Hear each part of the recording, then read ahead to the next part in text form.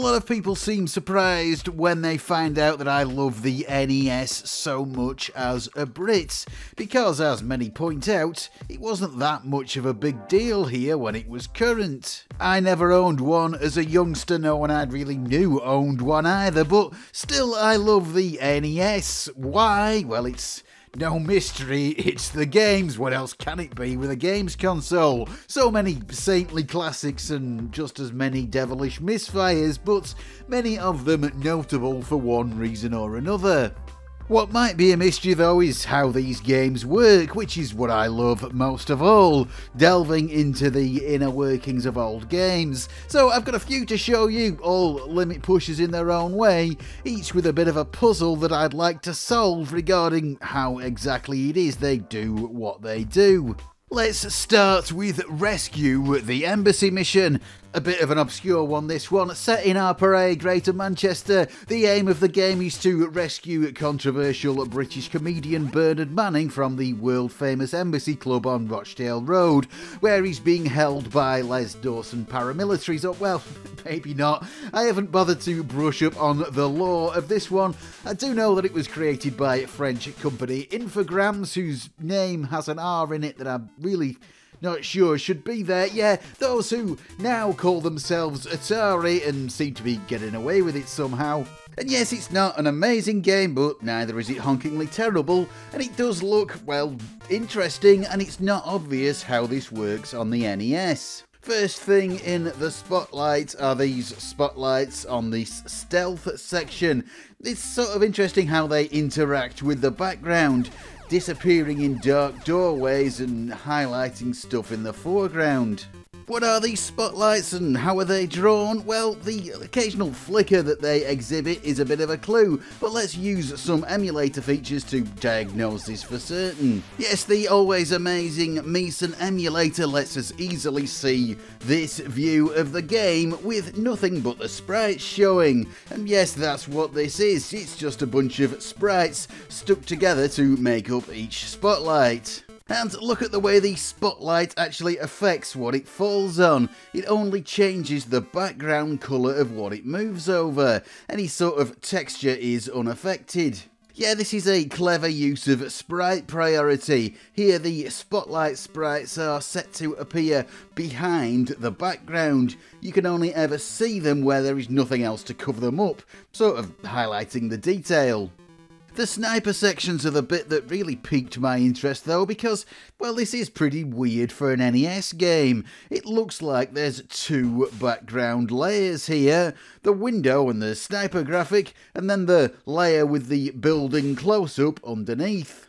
The thing is though, the NES definitely only has one background layer, so I'm kind of curious to see how this works. Let's split the scene up, and well, the single background layer is just a static image with a hole in it, with some crosshairs drawn over that part. The sprite layer though, that is, well, it's a little scrolling window of the building close-up, drawn out of sprites. Highlighting the individual sprites, it really makes it obvious what's going on. The NES can handle 64 sprites at once, maximum 64 tile blocks moving independently of the background, and here every single one of them has been stitched together to make this little display that's placed underneath the main background. It gives the impression that there's a whole scene underneath, but there isn't, it's just a little section being drawn. It adds a sort of twitchiness effect too, like the sniper's natural movements by jumping around in big blocks. It's pretty clever and it works really well. And, well, this is why I keep coming back to the NES, crafty little surprises like this one. And I learned about this thanks to viewer Boss from the Netherlands, who sent me an email asking about this game. Now we both know Boss, and so does everybody else, and well, that got me thinking about what other little mysteries that I can look into, and a game that I've been meaning to investigate for a while is Crash and the Boys Street Challenge.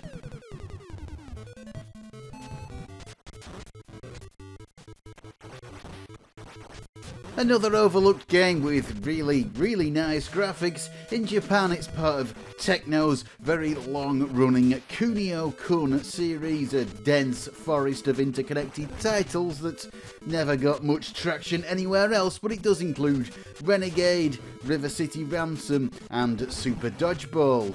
This is a sort of Street Olympics type sports game, a much less prim track and field in Techno's distinctive style. A late release coming out in 1992 from a company that had a lot of NES experience, and it shows because there's many advanced techniques on display here, including some nice split-screen parallax scrolling effects, especially on the hammer throwing section. The little mystery here though that I want to solve is this swimming section, really a sort of underwater fight in a sewer or something, a canal, whatever it is, with this rising animated water section.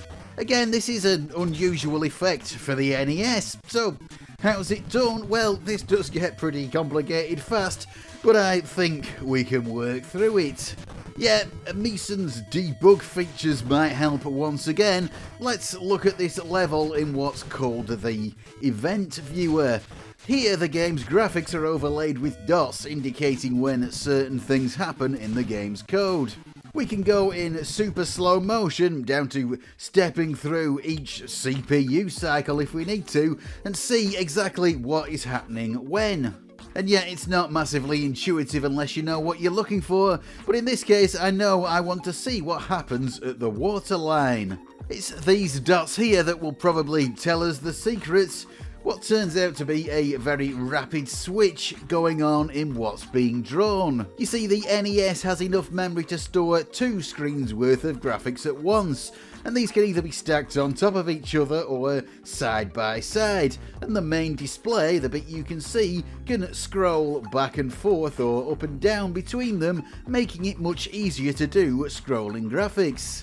In this game though, it's not smoothly scrolling, but doing a massive jump at a certain point in the middle of the screen being drawn. Let's look into the actual background graphics memory as they are stored in this game, the tile map, and yet the graphics do look jumbled at the top, but that will sort itself out in a moment, and everything is duplicated, but we really don't need to worry about that right now. It's also not in the order you might expect, but at the bottom of the tile map is the sky section of the main display, and that grey box shows us the current camera position. The game is currently paused right at the beginning of drawing the frame, and the camera seems to be showing part of the sky and then wrapping around to a bit of black nothingness. But if we look at the main game display, well, there's nothing there yet, but if we step through in super slow motion as each line is drawn, we can see the picture emerge, and what is being drawn is that part of the graphics memory, the sky and the street.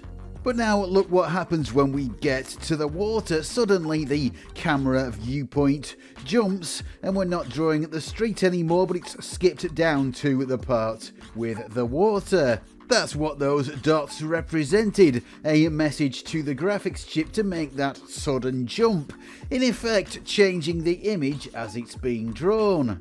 The clever part is the exact moment that that jump happens can be altered each frame to make the water level appear to rise and fall. But there is a bit more to the story. Notice how the water graphics become unglitched in the memory when that section is being drawn. The status bar is still messed up, but that will sort itself out when we get to that bit too. This is an insight into another clever technique that this game uses. Let's add some more dots to the event viewer, and now we can see the game's code sends signals to the game's mapper chip, or enhancement chip as they're sometimes called. Those blue dots show us when the game is requesting a few different things, but one of them is new graphics data. You see, the NES was only designed to have 4 kilobytes of graphics data available to draw backgrounds, or 256 8x8 pixel tiles.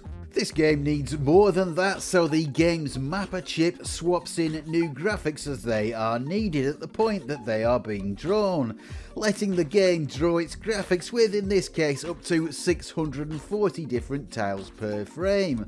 And those tiles can be animated too, allowing for that sort of movement effect of the channel or whatever it is. To really sell the effect, the colour palettes of the two main sprites are swapped too, to a more watery one when they go beneath the waterline. It looks pretty nice, but it might seem like a mere trifle that I'm labouring over here, making too much out of a small thing, but this whole game makes use of techniques that took a long time for developers to fathom out. Making a smooth jump from drawing one thing to another isn't an obvious feature of the NES, and the exact way to do it wasn't discovered till late in its life, the system's limits absolutely being pushed. This isn't the only game with a rising water effect though, there's another one, at least one that is definitely much better known, with a bit of a different twist on the water. It is Castlevania III: Dracula's Curse. The final NES Castlevania, and the nicest looking. I'm sure I don't need to explain what this game is. One of the very best of its era on any system, and one that pushes the NES very hard. Let's skip forward through everything, thankfully, so no one in the comments gets to make fun of my inadequate play. We'll just go straight to the bit that I'm interested in, the bit with the rising water in level 6. Yeah, it's really hard, even with my unashamed Game Genie codes. Avoiding those pit deaths is no jive, but, well, that rising water does look kind of similar to Crash and the Boys, but it's not quite the same. The interesting little mystery for me is the fact that this occurs in a horizontally scrolling level, with very smooth, non-glitchy scrolling. If this was done the same way as Crash and the Boys, that wouldn't be possible. If you have two screens of tiles in a vertical orientation to allow the same skip to draw the water, horizontal scrolling, left or right movement, would have a glitchy seam at the end of the screen. You'd see something similar to what you see in Super Mario Bros. 3, which has the same internal screen layout, but Castlevania 3 doesn't have that. Why? Well, let's take a look at the tile map debug display, just the background layout for this level, and, well, that doesn't show any water. That is a bit confusing. We can see new graphics being pasted in as the screen scrolls, happening off camera, so we don't have any glitchiness, but it's just the platform bit, no rising tide. Again, there's two copies of the same thing, that quirk where the NES stores the same graphics information twice. But according to this debug display, we're in horizontal mirroring mode, meaning the graphics should be stacked vertically. Yeah, alright, I might be losing you here, but there's definitely something else going on. Let's take a look at the event viewer again and see what happens at the waterline. More dots, and yes, we have ones signifying that the same thing is being done as in Crash and the Boys, namely a big jump to different graphics. But where does it jump to? This dot tells us a signal is being sent to the mapper chip, telling it to do something. What? Well, this game uses the MMC5 chip, the most advanced enhancement chip the NES ever saw, which could do all sorts of things, including extending the tile map. And that's what's going on here. Basically, the MMC5 chip is allowing for this extra blue water to be stored, which can then be drawn on the screen when it reaches a certain point, creating the rising water effect on a smoothly scrolling background.